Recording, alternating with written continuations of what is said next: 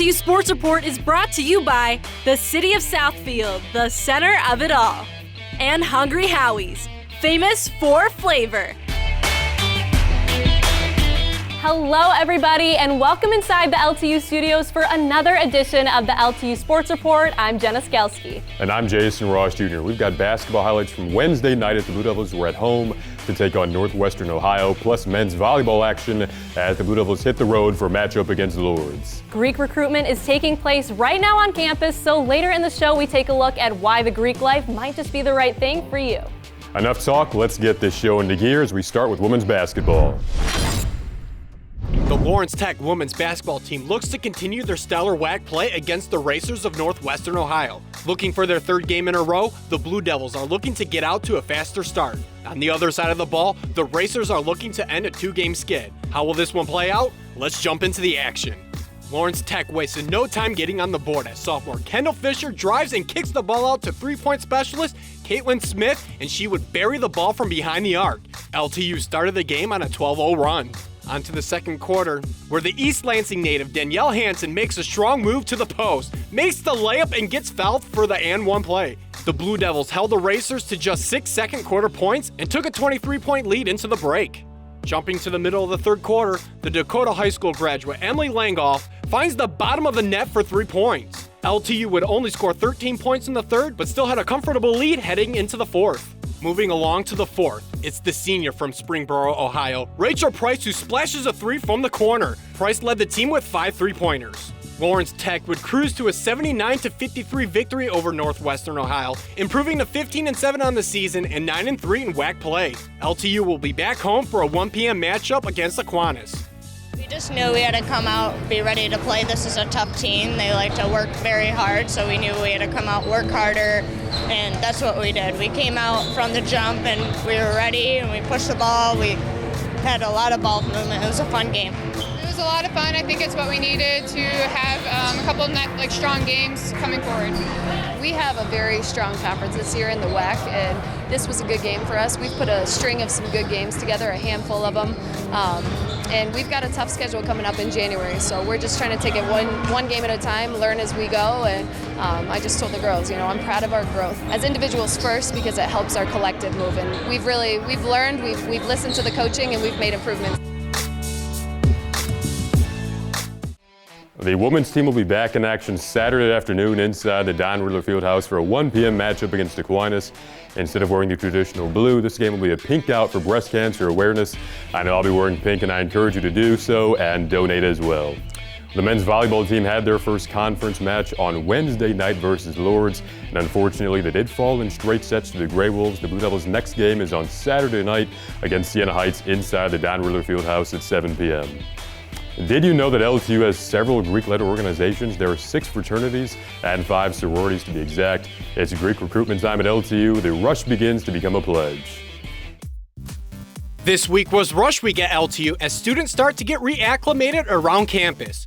Greek life at Lawrence Tech has a rich tradition of fostering student involvement and development. Rushing at LTU helps many students find their home. The sororities and fraternities are more smaller than they are at bigger schools, so you really create a tight-knit bond with everybody, and you just feel comfortable that you can count on everybody to be there for you. If you're gonna rush, be yourself. Don't try to fit into any specific group of sororities or fraternities. Just be who you are, and the right fraternity or sorority will come with that. Students choose to become members of fraternities and sororities because of their life-changing opportunities and experiences these organizations provide. Greek-led organizations were founded on the ideal of scholarship, community service, leadership, and lifelong friendship. Lawrence Tech's fraternities and sororities continue not only to uphold these ideals, but strive to reach excellence within each of them. If you are interested in rushing in a fraternity or a sorority at LTU, head over to the website at ltu.edu to find out more. It's time for a quick break, but before we go, the football team is proud to announce that 8 student athletes were named to the Mid-States Football All-Academic Team. Congrats, fellas. Keep up the good work inside the classroom and on the gridiron. Now, don't go anywhere. The LTU Sports Report returns after the break.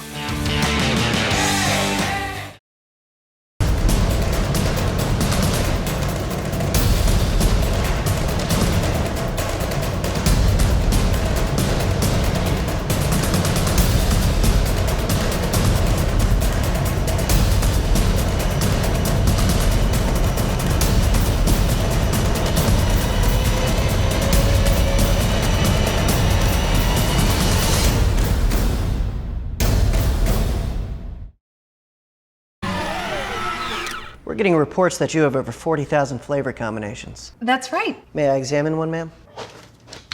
Is this real cheese? 100% real mozzarella, officer. Explain this dough. Made fresh daily.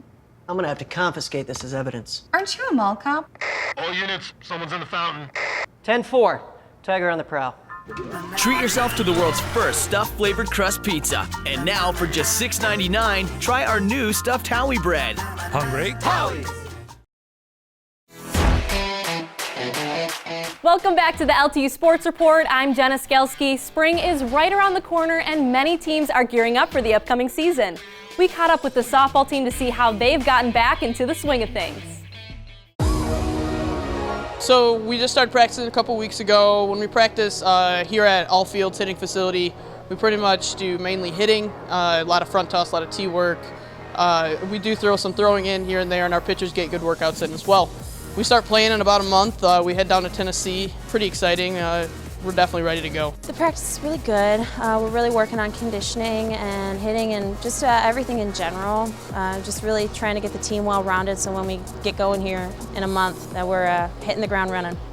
We want to make it to the WAC and win that, obviously. We're looking to go undefeated too. Our end goal is to, win the WACs and, go on to postseason and hopefully get as far as we can there. We talk about climbing the mountain because we decided to read about Mount Kilimanjaro and having an end goal, but at the same time taking each day and each moment on its own. I have really high expectations being here for 4 years, as a starting program. We expect us to go all out. We expect us to really perform and get this and get the championship for our conference because I think we're there and we just got to conquer. I've been playing for like 15 plus years, so I'm ready to kind of close this chapter in my life and start a new one, but also at the same time I'm really going to miss it and miss playing with my girls. Mark your calendar for Friday, February 21st. That's the start of softball season as the Blue Devils travel to Tennessee for the Bear Creek Tournament. Good luck, ladies. Now back to the hardwood we go. Well, the men's basketball team was in action Wednesday night against Northwestern Ohio as the Blue Devils look to bounce back after a loss versus Cornerstone. The Lawrence Tech men's basketball team looks to snap a two-game losing streak against the Racers of Northwestern Ohio.